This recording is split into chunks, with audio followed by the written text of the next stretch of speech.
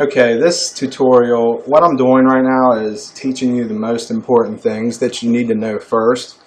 Then we'll go in later and embellish on those different things that you've learned. Okay, so let's say you've already done the open document. There's some things that you're going to have to understand and have set up to start working with that document.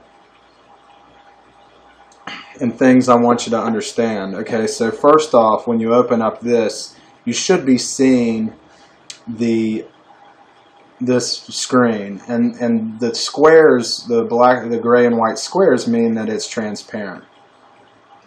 And this holds true to a Photoshop layer or a PNG, or even a GIF. So if you use a JPEG, this will not be transparent. JPEGs do not handle transparency. So I like to start with this one. Now, the first thing you want to do is you want to notice up here at the top, this is your tools palette. So your tools palette can be this one lane thing, and you can actually detach this and move this around wherever you want it. It doesn't have to stay over this side. You can kind of be like, that's where I want it. And another thing you can do is open it up so it's a little bit smaller. This little toggle switch opens it and collapses it. And you have your same tools here. And we'll go over those tools in a later tutorial, the next one actually. But one thing I want to talk about is when you first start and you open up, there's some things that might not be exactly how you want them to be. Let's say you open this up and oh, wait a minute. This size isn't the size that I want my document to be. Which usually happens when you first, that's why I'm going in this order rather than showing you the tools just yet, is because there's some things that might happen when you load this up. Now, all we have to do to change what we have here is go into image up here at the top. And we can go to image. We have some things here like mode, grayscale, the things that you have when you open. And the reason why I'm showing you this to let you know that even if you open up a document and, oh, wait a minute, it's not where I wanted it to be, you can still go in here and change these things.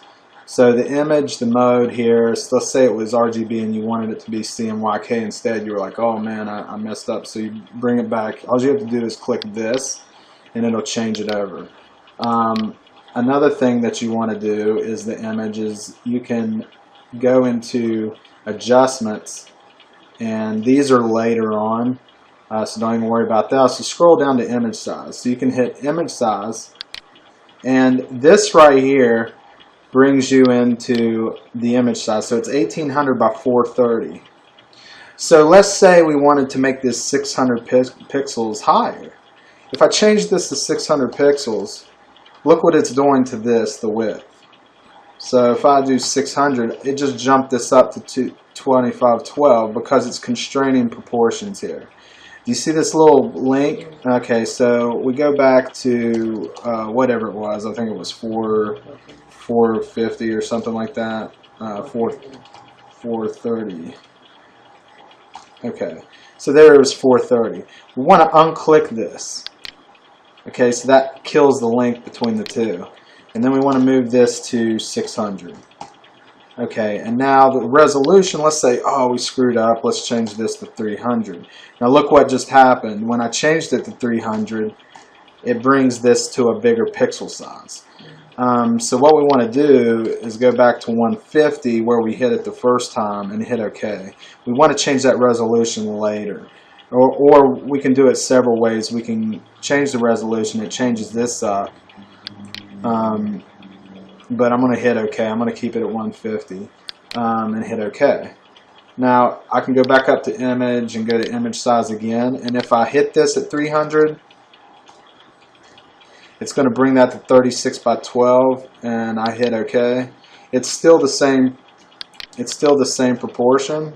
And then I go into my image size, and I can go back and just change this to 1800.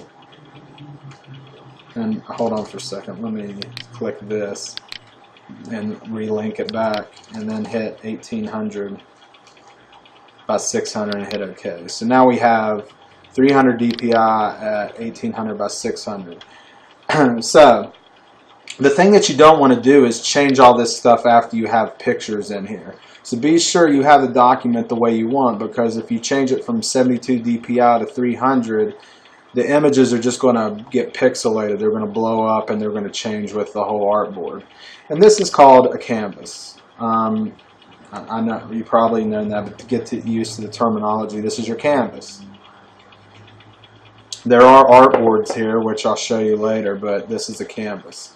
So let's just say you wanted a square, but if you notice when I hit image size, I can't really make a square out of this. I could hit this thing right here and then just change that to 600, and I'll do that right there, and it would make it a square. Okay, and I hit OK, and that there gives you a square. I'm going to undo that, and I'm going to show you something. You can get canvas size and change this to inches to pixels.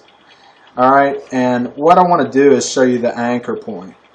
So this is center, this is top. This means that everything up here, so if I was to make this shorter, it would cut up from the bottom. So I'll show you the best way to show you. Let me cancel this out. I'm going to show a block right here. I'm going to put a block up here at the top. Okay? And I want you to pay attention to where this is relative. Alright, so image, canvas size. Okay, so let's say I have it on center and I just change this to the height to 300. Watch what happens. And I hit OK. It's going to say the new canvas is colored with some clipping will occur. I'll say proceed. Do you see how it cut off everything where my thing was at? Edit, undo canvas size.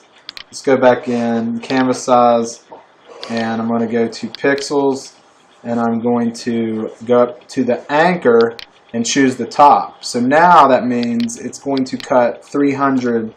It's going to make it 300 pixels high, but it's going to start at the top and work its way down. So I hit OK. Proceed, and there it did that. It brought it from the bottom. Now let's hit image, canvas size. Let's move it over here. So that means that it's going to anchor over here and pull how many ever pixels we change the width to. So let's say the width, let's go to pixel, let's say this is 900 pixels. Okay, so it's going to come 900 pixels from this side, from the left, because we've got it anchored to this side. So we're going to hit OK, proceed.